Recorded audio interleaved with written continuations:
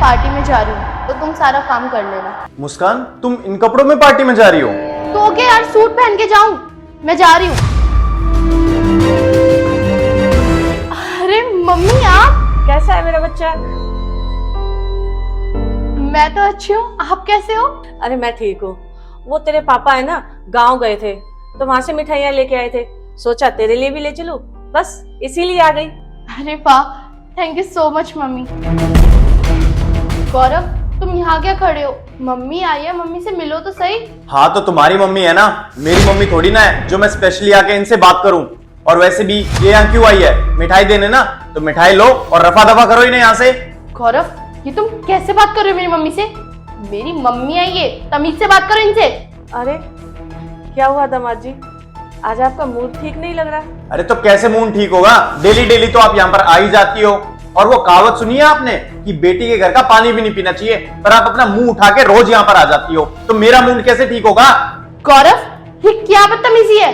तुम कैसे बात कर रहे हो मेरी मम्मी से? क्या हुआ है दामाद जी को? कोई बात है तो मुझे बताइए ना। अरे ओ, मेरे को ना ये बार बार दामाद जी कहने की कोई जरूरत नहीं है, समझी? मेरा तुम्हारे साथ कोई रिश्ता नहीं है, तुम्हारी बेटी के साथ रिश्ता है, तो चुपचाप यहाँ से निकल जाओ, समझी?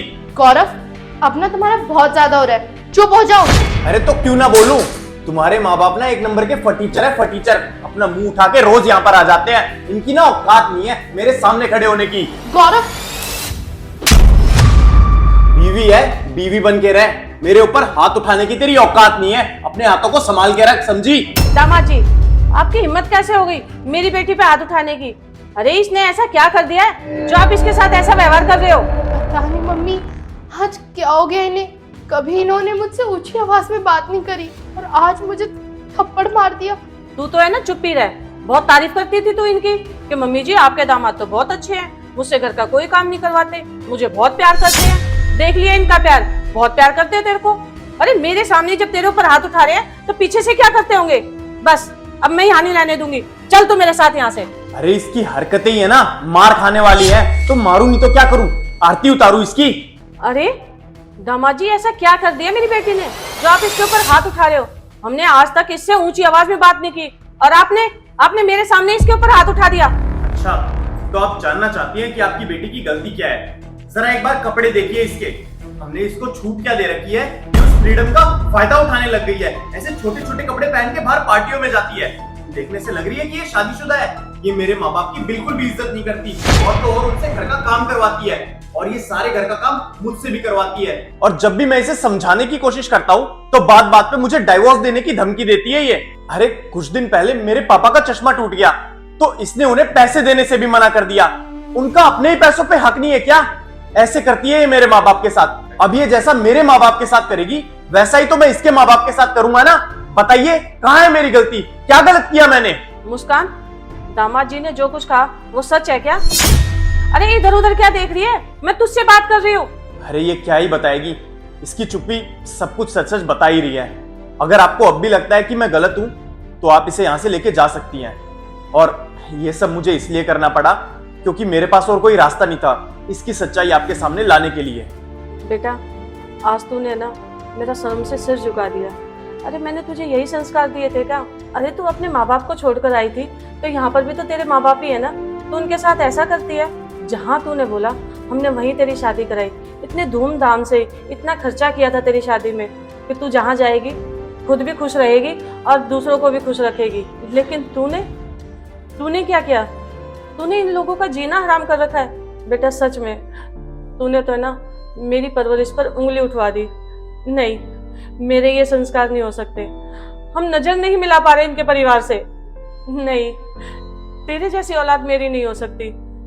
मैं अब एक मिनट भी नहीं रुक सकती यहाँ पर।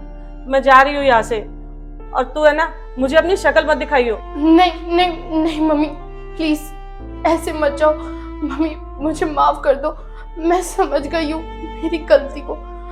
इन्होंने तो मुझे बहुत बार समझाने की कोशिश करी पर मेरे तो अकल पर पत्थर पड़ रखे थे जो मैं समझ नहीं पाई इनकी बातों को। मम्मी प्लीज मुझे माफ कर दो। जो भी मैंने इनके मम्मी पापा के साथ किया, आज जब आपके साथ हुआ तब मुझे पता चला कि इनको कैसा फील होता होगा। Mummy I am really sorry, मैं आगे से ऐसा कभी भी नहीं करूंगी। अरे क्या माफ कर दूं?